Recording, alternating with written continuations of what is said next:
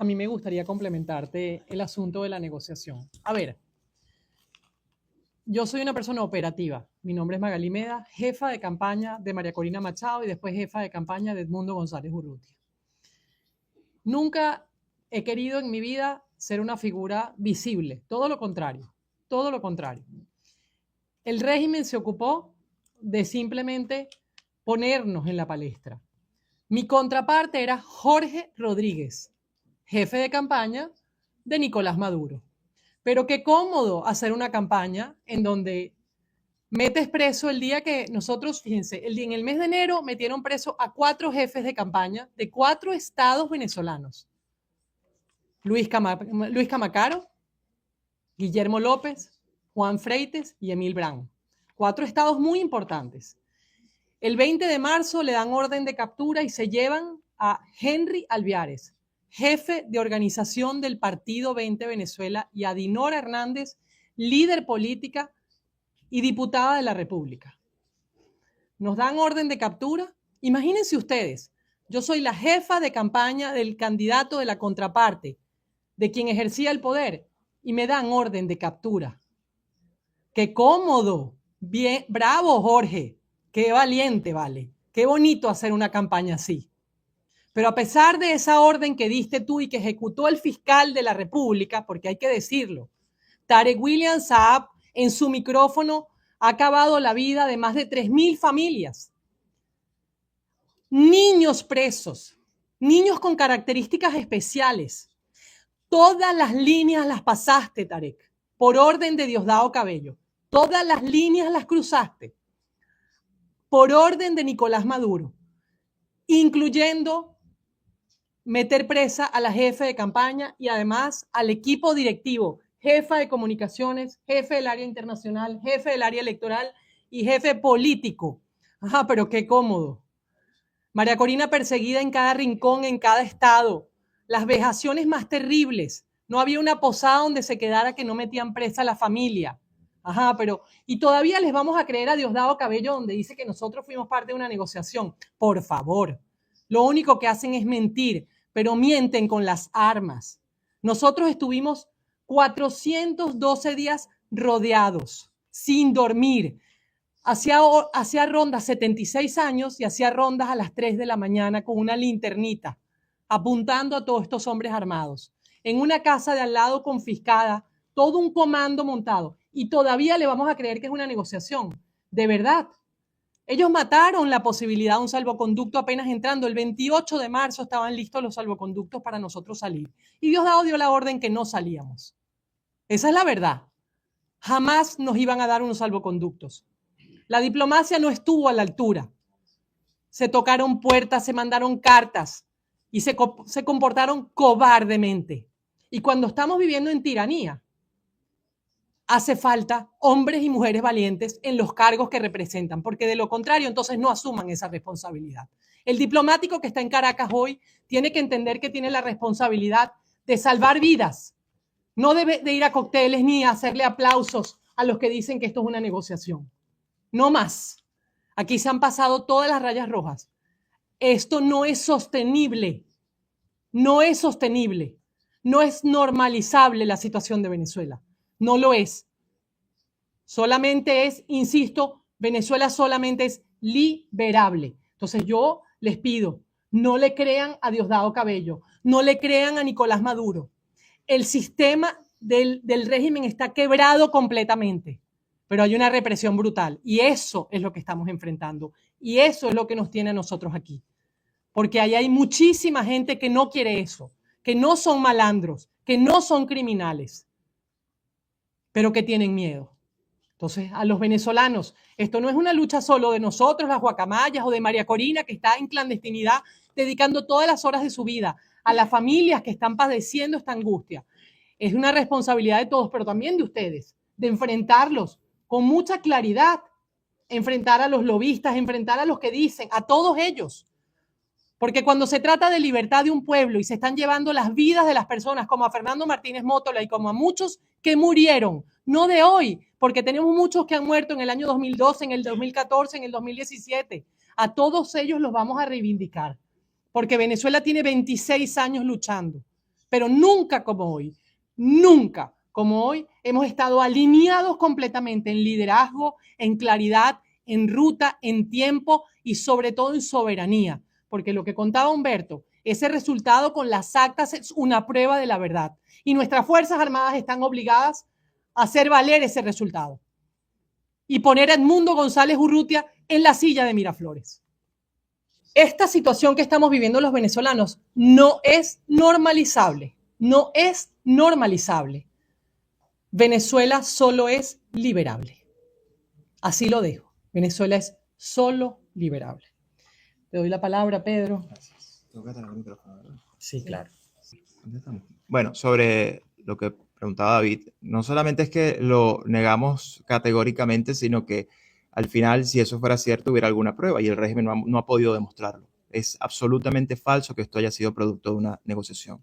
Y con relación a las versiones que pueda haber sobre esa supuesta negociación, la realidad es que el Departamento de Estado, no solamente en voz de su secretario, sino de diferentes funcionarios, ha sido enfático en que no hay ninguna negociación en marcha, que esto no fue producto de eso, y hay una política muy clara y muy firme que pasa, entre otras cosas, por cortar el financiamiento criminal que hoy recibe el régimen y le permite reprimir, entre otras cosas. Entonces, hay una política muy clara, muy nítida, muy dura, que niega cualquier versión al respecto sobre lo que ha dicho el régimen. Evidentemente, el régimen lo ha intentado para generar desconfianza, para intentar socavar la credibilidad, pero lo cierto es que no hay ni una sola prueba porque sencillamente no existe. No hay manera de poder comprobarlo porque no fue a través de una negociación como ellos han dicho. Y sobre una parte de la pregunta sobre dónde vamos a estar, nosotros vamos a estar en donde sea necesario estar para lograr cuanto antes el objetivo que nos hemos planteado, que es la libertad de Venezuela. Evidentemente viene un trabajo importante de articulación con muchos actores, no solo en este país, en Europa, en América Latina, y todos estaremos enfocados en ese trabajo. La sede diplomática de Argentina en Caracas estuvo rodeada durante todo este tiempo por grupos élites de los cuerpos de seguridad de Maduro. 7, 8 alcabalas antes de poder llegar a la embajada argentina en Caracas. Por un costado estaba la robusta embajada de Rusia. Por la parte posterior, la igualmente robusta y camarada de régimen de Maduro de Corea del Norte. Por el otro costado había una residencia particular que fue expropiada y ubicaron allí a grupos élites de la policía de Maduro con francotiradores equipados con sofisticados fusiles de asaltos y miras telescópicas que nos apuntaban. Además, operaban desde allí modernos drones que llegaban hasta 10.000 pies de altura para ver cuáles eran nuestros movimientos, con lo cual violaban el territorio argentino en Caracas de su embajada.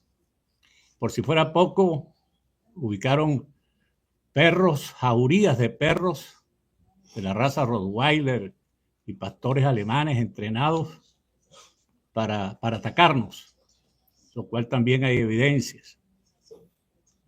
Es decir, había la intención de liquidarnos físicamente.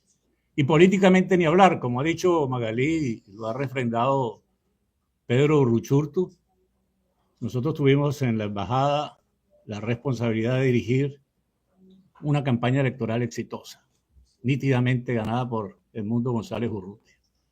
No estamos aquí y el nombre que han escogido de esta operación espectacular fue el de Guacamayas, un ave muy tropical que vuela sobre el cielo de Caracas y que después de algunos meses comenzaron a visitarnos. Eran las únicas especies fuera de nosotros 5 en esa gigantesca edificación que nos visitaban y se colocaban bajo, algunas veces en los brazos, en los hombros de nosotros, y se denominó, y el venezolano, el argot, la población le dio el nombre de Operación Guacamaya. Pero esta no fue el comienzo de una nueva etapa en la lucha por la liberación de Venezuela. Esto es parte de un proceso. Ni siquiera, y tampoco es el final. Las guacamayas están volando. Están volando. Así que esperemos que ese vuelo típico de estas aves caraqueñas se posen sobre el Palacio de Miraflores muy pronto. Muchas gracias. Nuevamente a todos, muchas gracias por estar aquí. Yo quiero narrarles un poco, porque en la cotidianidad esto pasa desapercibido. Pero nosotros tuvimos un trabajo enorme dentro de esa embajada.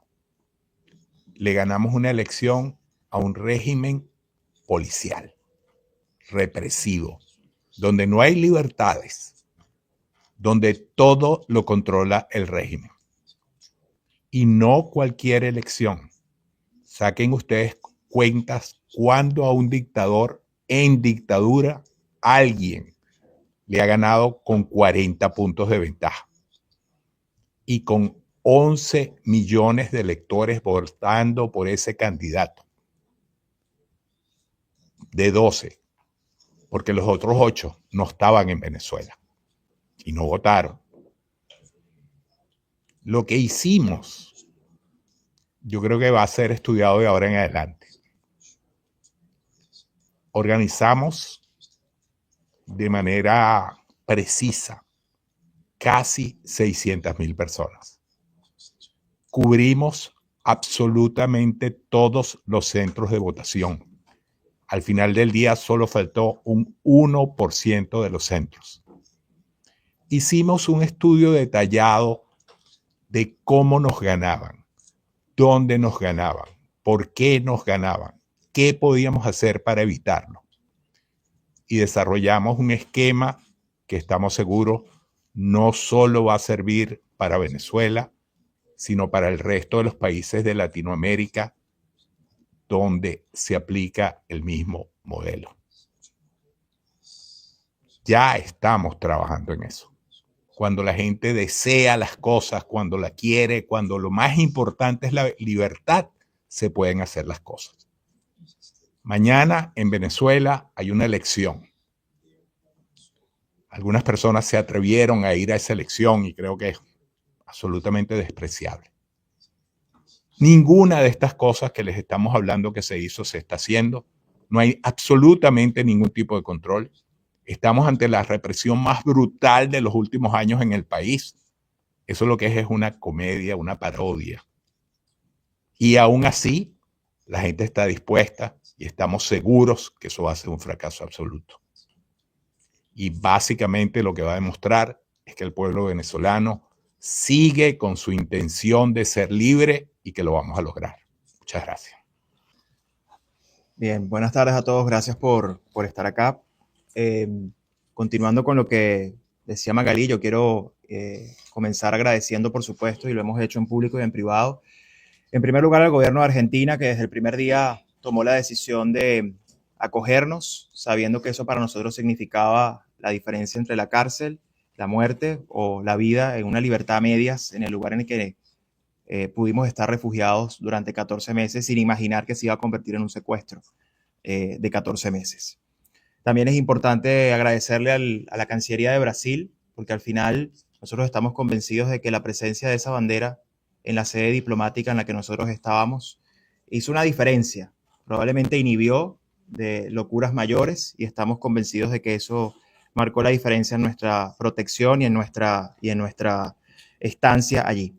Y desde luego, ya lo decía Magalí, por supuesto la administración del presidente Donald Trump y el secretario de Estado Marco Rubio, quienes claramente asumieron con determinación el liderazgo de esta operación junto a muchos aliados y muchas personas involucradas que lo hicieron posible. No obstante, yo me quiero detener también a partir del relato de lo que vivimos en estos 14 meses, de una reflexión a partir de lo que es la diplomacia, ¿no? Y lo que es la diplomacia hoy a partir de lo que nosotros tuvimos que vivir allí durante estos 14 meses de cautiverio y de agravamiento de un asedio sin precedentes. Y es que al final cuando nosotros decidimos entrar en una embajada, lo hicimos buscando protección, no buscando una cárcel. Y el régimen lamentablemente decidió convertir esa embajada en una prisión. Y lo hizo frente a los ojos del mundo porque era su manera de demostrar todo su poder, toda su maldad y de decirle a todos los demás lo que podía pasarles si decidían proteger a otros venezolanos que buscaran protección en un lugar diplomático. Y eso, por supuesto, frente a los ojos del mundo, también crea un grave y peligroso precedente, porque al final el régimen lo que está diciendo es que no hay lugar seguro frente a su dinámica criminal. Y eso, desde luego, también refuerza la tesis de que tenemos que derrotarlos. El régimen mató el asilo diplomático como institución latinoamericana y lo mató frente a los ojos del mundo. No solamente porque negó los salvoconductos, sino porque todo lo que hizo fue violando el derecho internacional de manera reiterada y sistemática frente a los ojos de todos. Hoy en Venezuela lo que opera es una diplomacia de rehenes y estamos convencidos de eso. Hoy en Venezuela opera el chantaje, opera la extorsión, las amenazas y el silencio al cuerpo diplomático acreditado en el país. Lamentablemente eso ha hecho que la diplomacia sea inoperativa y también que permanezca callada. La diplomacia convencional al final fracasó y nuestro caso es el mejor ejemplo. Al final no tiene las respuestas contra un régimen autoritario y criminal. Por eso es que creo que el éxito de nuestra operación radica en que precisamente se trató de una operación no convencional, precisamente para resolver un problema y un desafío que era no convencional.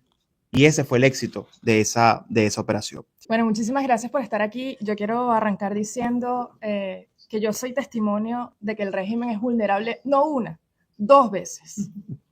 Cuando me preguntan cuándo salí antes, ¿por qué? De nuevo, porque es vulnerable, no una, 2 veces. Y además yo quiero arrancar hablando en nombre de 2 de mis compañeros y en adelante, cada vez que yo me siente frente a un micrófono, frente a una mesa, frente a ustedes, frente a la gente, donde sea. Gabriel González, Gabito, 11 meses preso, compañero, se sentaba al lado mío todos los días, preso por informar, por hacer su trabajo, porque eso es lo que hizo. Julio Balsa, 4 meses preso también, periodista, como muchos otros que hoy están tras las rejas. Y yo no quiero jamás dejar de mencionarlos como a muchos de mis compañeros que seguramente también están escuchando, porque a veces también escuchan lo que uno dice. Y a ellos les quiero decir que estamos aquí precisamente por ustedes también, porque es posible. Y Beto tiene una frase que es maravillosa, que es que cuando uno quiere y cuando uno ama la libertad, es posible. Y eso lo vamos a hacer. Además, no es casualidad que nosotros estemos hablando del día que 20 nuestro partido cumple 13 años. Es maravilloso. O sea, eso jamás hubiésemos podido hacerlo planificado. Si lo planificábamos, no salía. 13 años de una organización que en mi caso a mí me vio crecer y que a muchos de nosotros nos mueve el corazón y nos mueve porque precisamente es el Partido de la Libertad. Son 13 años diciendo la verdad. Yo como periodista nunca he tenido que decir otra cosa sino la verdad. Por eso me siento tan cómoda y me siento tan parte de esta organización que es maravillosa. Y es una organización que está no solamente dentro sino fuera. También está aquí, está en Washington, está regado por el mundo. Hasta en Japón tenemos gente que le vibra el corazón cada vez que escucha no solamente a María Corina, sino a las voces de muchos de nosotros. Y nosotros precisamente somos eso. No porque tenemos una autoridad extra, somos la voz de muchos venezolanos con los que nos sentimos identificados porque también padecimos mucho de eso. No tener agua, no tener luz, no ver a nuestras familias, ¿vale? O sea, muchos de nosotros ni siquiera nos hemos podido reencontrar con ellos. Y tengo que arrancar agradeciendo precisamente a ellos, a nuestras familias que han tenido que soportar, bueno, todo, la exposición, el allanamiento de nuestras casas, de nuestras propiedades, de nuestra gente, de nuestra privacidad. Pero no somos nosotros nada más. ¿A cuánta gente no le han quitado su casa y lo que tiene? ¿A cuánta gente no le han señalado, no le han mencionado, no han vulnerado totalmente su privacidad? A ellos yo les quiero dar las gracias porque por ellos también estamos aquí. Además quiero agradecer a gente a la que no vamos a poder mencionar quizás nunca públicamente. A lo mejor cuando esto pase, toda esa gente sabe por qué les tenemos que agradecer. No vamos a decir sus nombres porque los resguardamos, pero gracias a ellos también estamos aquí. Ellos son los verdaderos héroes. Además quiero agradecer a una mujer que a todos nosotros nos mueve el corazón y nos defiende y nos representa, que es María Corina Machado. Una mujer que hoy desde la clandestinidad, como estaba Juan Pablo Guanipa, defiende y representa los valores no solamente de los venezolanos, sino de muchos que se sienten venezolanos. Porque cuando uno defiende una causa como la venezolana, uno se siente también parte y se siente ciudadano de esa causa. A María Corina yo le quiero agradecer además por la valentía, por todo lo que ha movido, por toda la gente con la que ha hablado, con la firmeza y por la valentía con que ha defendido los derechos, no solo de nosotros, sino de gente que como nosotros también hoy es libre. Por supuesto a Estados Unidos, a muchos aliados y a la gente como ustedes, porque yo sé que a veces se puede volver fastidioso, ¿no? O O sea, están en la embajada, otra vez sin luz, otra vez sin agua, pero gracias a ustedes también por darnos voz. Sin eso no hubiese sido posible que mucho de lo que nosotros pasamos se conociera. De nuevo, a esa gente que además guardó silencio, que fue discreta, que no dijo nada, que nos pasó, que nos ayudó, que te abrió la puerta, que abrió su casa. Esa gente también le quiero decir gracias, porque además, y quiero insistir en esto, cuando a veces estamos en silencio también estamos actuando y ahora estamos operando. Déjenme decirles.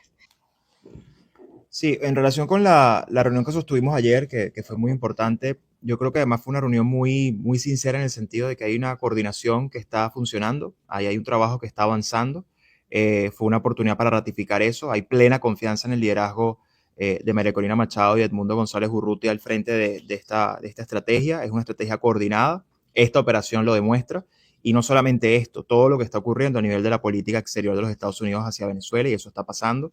Y obviamente pues nos aseguramos de que eso quedara muy claro, de que es muy importante avanzar, ¿no? Y por eso frente a la pregunta de qué más puede hacer la comunidad internacional, lo primero es terminar de asumir que en Venezuela ya no hay línea roja que el régimen no haya pasado, todas las pasó, que es un régimen criminal, que está cada vez más expuesto y que evidentemente la presión hacia ese régimen tiene que enfocarse hacia eso, un país secuestrado. No solamente somos nosotros, no solamente son los 1000 presos políticos, es un país que está secuestrado. Y creo que eso es muy relevante y es parte del mensaje que no solo al secretario Rubio se lo dijimos, lo hemos estado diciendo en múltiples instancias donde hemos estado trabajando. Si quieres hablar tú de la embajada y de Guanica. Claro que sí. Ya, Sobre Juan Pablo no tenemos información, la verdad. Lo único que sabemos es que la convicción de Juan Pablo hasta el último minuto, hasta el día de la madrugada de anteanoche, estuvo comunicándose, trabajando.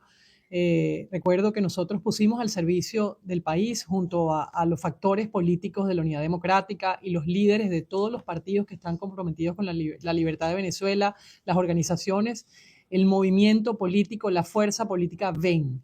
VEN es una organización en función de Venezuela, es la abreviación de Venezuela. Nosotros entendimos hace mucho tiempo que el trabajo de los partidos políticos era muy importante y por eso celebramos los 13 años hoy de 20 Venezuela, pero por encima de cada partido político está la libertad de un país. Y VEN es la marca país. VEN es el símbolo de la libertad de Venezuela y en lo que estamos trabajando, porque si bien el proceso de la liberación está en marcha y nosotros somos una muestra de eso, también el proceso de la reconstrucción en un tiempo récord está en marcha.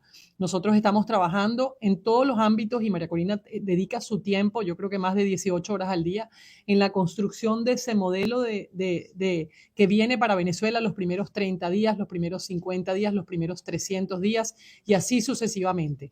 Una transición ordenada, una transición de articulación. Además, esto es un momento importante de decir de apertura.